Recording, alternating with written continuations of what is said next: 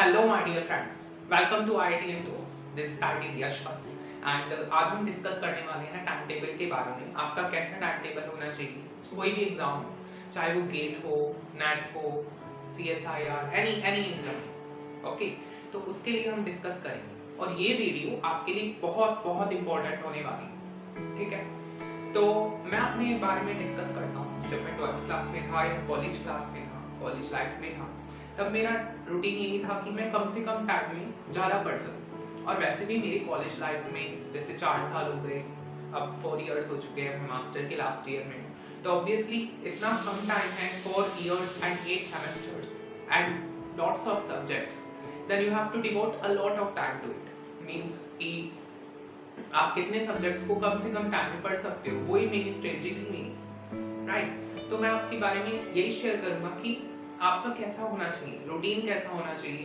कि आप लाइफ में सक्सेस हो सके and what are the plannings that you must do. तो सबसे पहली बात आती है कि आपको कौन सा टाइम सुटेबल होना चाहिए। आपका डे टाइम सुटेबल होना चाहिए आपके लिए या नाइट टाइम सुटेबल होना चाहिए। तो कौन सा टाइम सुटेबल होना चाहिए आप लोगों के लिए। तो पहली बात करें डे टाइम की, तो मेरा मानना ये है कि आप 1 बजे तक पढ़िए, राइट। और मैं भी यही फॉलो करता हूँ, most of the time I follow this thing. मैं 1 बजे तक ही पढ़ता हूँ और सुबह नहीं पढ़ा जाता मेरे से। सुबह मैं लेट भी उठ जाता हूँ, कई बार 8 बजे, और सुबह मतलब जल्दी उठना मेरी हैबिट नहीं है और एज सच। तो मैं यही कहूँगा कि आप 1 बजे तक पढ़िए, डिस्टर्बेंस नहीं होगा आपको। और क्या होगा कि रात को डिस्ट्रैक्शंस आने लगते हैं एंड वो आपको अवॉइड करने चाहिए। इस टाइम में आपको वो चीज़ अवॉइड करनी चाहिए। और अगर आप लेट सोओगे तो ऑब्वियसली आप लेट उठोगे, सुबह क्या होगा कि आप लेट उठना शुरू करोगे। तो ये 2 इंपॉर्टेंट चीज़ हैं कि आप 7 to 8 आवर्स तो एटलीस्ट प्रॉपर रेस्ट लें, और उससे ज़्यादा भी ले सकते हैं 1 to 8, जिससे आपका ब्रेन जो है वो बहुत अच्छे से फंक्शन करेगा। जितनी ज़्यादा स्लीप लेंगे आप, बट उतनी भी ज़्यादा ना लें जिससे आपका डे टू डे लाइफ को अफेक्टेड हो। ठीक है, तो कम से कम स्लीप लें बट मेंटेन करें। ओके, तो 7-8 hours sleep is best for you, right. तो ये बात खत्म। फिर बात आती है कि आपको किस तरीके से प्लानिंग करनी चाहिए लाइफ। किस तरीके से प्लानिंग मीन्स कि क्या करना चाहिए आपको जिससे आपको लाइफ में सुटेबल सक्सेस मिले। ओके, तो प्लानिंग मीन्स कि आपको अपने सब्जेक्ट्स को कैसे डिवाइड करना चाहिए। कोई भी एग्जाम हो आपका, ठीक है, तो उसके लिए आपको कैसे सब्जेक्ट्स को एग्जाम को डिवाइड करना चाहिए डे टू डे लाइफ में। That is planning. Planning is very important, right. और जो प्लान नहीं करते वो पीछे रह जाते हैं, और जो प्लान करते हैं वो आगे बढ़ जाते हैं, right. And most of the thing is self study. आप सेल्फ स्टडी पे फोकस रखिए।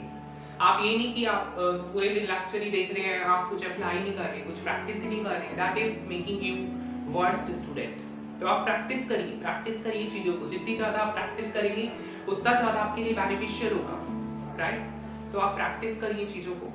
और यही कहूँगा कि मैं कि आप जैसे कोई भी सब्जेक्ट लेके बैठे हैं किसी भी एग्जाम के लिए, आप उसे डिवाइड करिए पार्ट्स में, और कोशिश ये करें कि आप 2-3 सब्जेक्ट्स को एक दिन में करें। यूँ नहीं कि आप एक दिन कर रहे हैं, फिर नेक्स्ट डे आप क्या हो गया कि एक दूसरा सब्जेक्ट ले लिया और पहले वाले को आपने 5 दिन नहीं करा, तो you are making it worst, right. तो वो सब्जेक्ट जो है वो गायब हो गया, वो आपकी लिस्ट से गायब हो गया, वो आपकी प्रैक्टिस से छूट गया।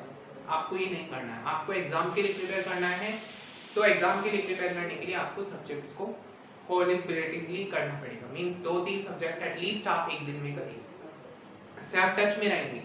Practice and practice make you more perfect. ठीक है, तो ये टाइम टेबल रूटीन होना चाहिए।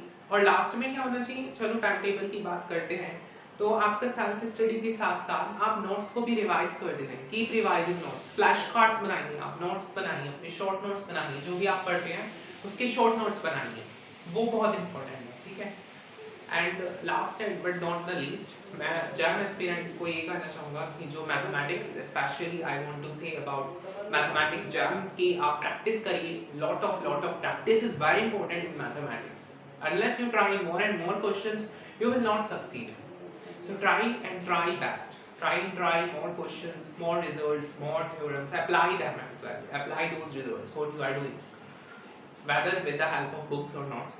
But try to divide. कि आपने आज रियल एनालिसिस, लिनियर अलजेब्रा कर लिया, तो कल वो नहीं करेंगे, कल वो नहीं करेंगे मीन्स एक सब्जेक्ट ले लिया दूसरा सब्जेक्ट, तो एटलीस्ट 2 पेयर्स के कॉम्बिनेशन रखिए और 1 वीक में आप डेली रिवाइज करिए, वो बहुत इंपॉर्टेंट है। तो इन चीज़ों के साथ मैं ये कहना चाहूँगा कि मेन कंक्लूजन यही है कि आप क्वालिटी वाइज स्टडी करें, not quantity wise. Okay, keep quality wise study, right. So thank you very much, and यही मेरी स्ट्रेटजी है एंड यही मैं आपको मैंने कन्वे की इस वीडियो के थ्रू। सो कोशिश करिए कि आप ये चीज़ फॉलो कर पाएँ और टाइम टेबल भी बना पाएँ, that is very important unless you not in the failure category. Okay, so do your best in your everything and all the best once again. Thank